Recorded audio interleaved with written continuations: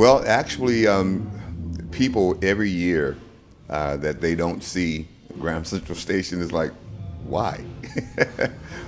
But now to come and see us live, what's happening is they're telling more people, and they're telling more people, and more people are listening to the music even more so now. So we're actually helping to keep the music of Grand Central Station and Sly The Family Stone alive by being out, traveling the world. And we're seeing the results, by people coming to our websites and commenting from all over the world, LarryGraham.com. And so we're seeing the effects that it's having all over the world. And it's a positive thing. It's good. That's what's one of the things that's keeping it alive. And so, here we are. As a result, a lot of the younger people today who are aware enough and smart enough to know that person is singing to or rapping to or talking to or playing to a loop or sample. Somebody else is playing that music. Who is that? It could be MC Hammer, okay, but I know that's MC Hammer, but who is that music? And they find out it's Rick James, and then the younger generation becomes aware of Rick James. So the same thing with other artists like myself included, and so it's been a positive thing. So we are part of the nostalgia, part of the history.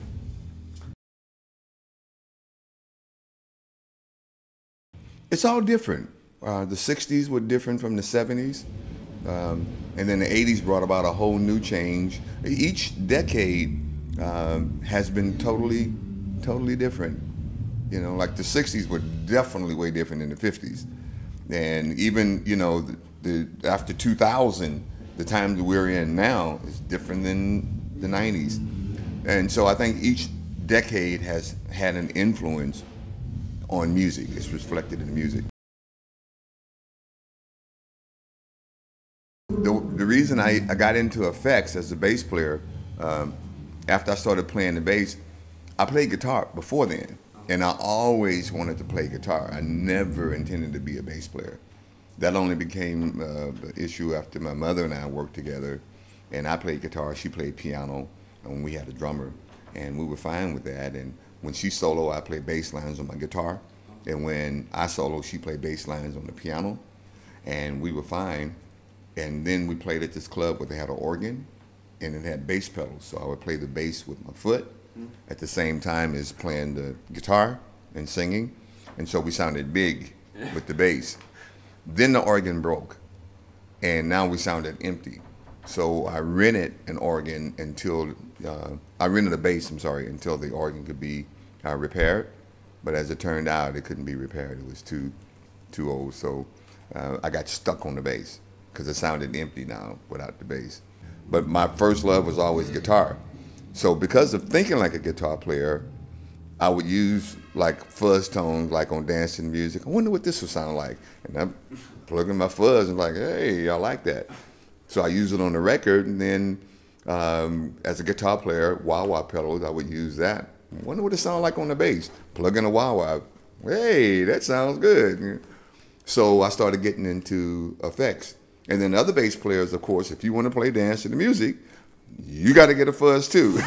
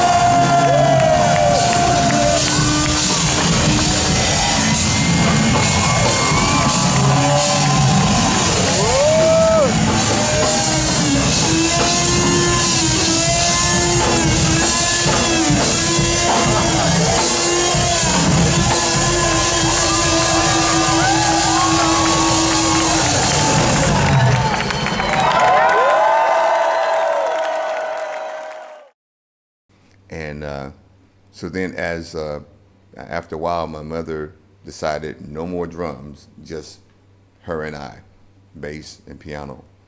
So to make up for not having the bass drum, I would thump the strings with my thumb, like a bass drum, and then I would pluck the strings with my finger, like to make up for the backbeat snare drum. And it's kind of like playing the drums on the bass. And so that's how I developed the style. And then Sly was invited by this lady to come down and hear me play the bass. He loved what he heard and asked me to join his band, which became Sly The Family Stone. And it was through that my style of playing the bass became popular. Well, it's a part of my whole makeup. I was a part of that, and so I contributed to that. So it's not something that would go away or be replaced by something else. Everything that I learned and became after Sly The Family Stone just builds on that, and everything that came as a result of Sly The Family Stone, Graham Central Station. When I got together with Prince or other artists, I just build on that. It just keeps building. And hopefully tomorrow, if I learn something new today, I'll build on what I already know and be better tomorrow. Okay.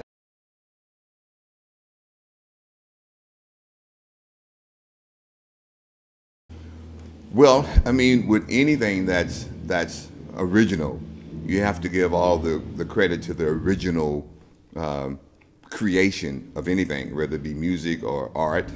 You know, if somebody took a Picasso and did their updated version, even though it was great picture, great art, you'd have to give all the credit to the original one. So, first of all, Sly The Family Stone being the creator, all credit goes there. For Prince or anybody else to take it even higher, it's a great thing, and you give all credit to that too. But that is what that is, but the other one is what it is too. It's the original. Okay. I love both.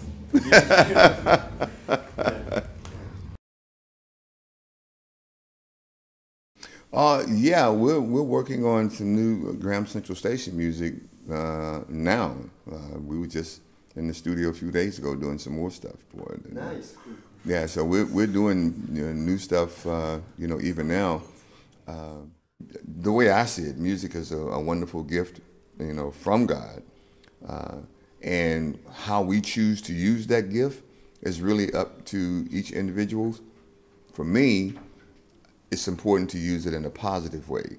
It's important for me to speak positive things. I mean, even if it's not music, even if I don't have my bass and we're just talking to one another, I want to say positive things to you to make you feel good, as opposed to negative things to beat you down and make you feel bad or talk about you and just, you can do that with words. The tongue is powerful. You can use it to make people smile and happy, or you can use it to try to make them cry or make them feel like running away or getting under a blanket or something, I don't think that language was intended to be used in that way. So I try to keep it positive.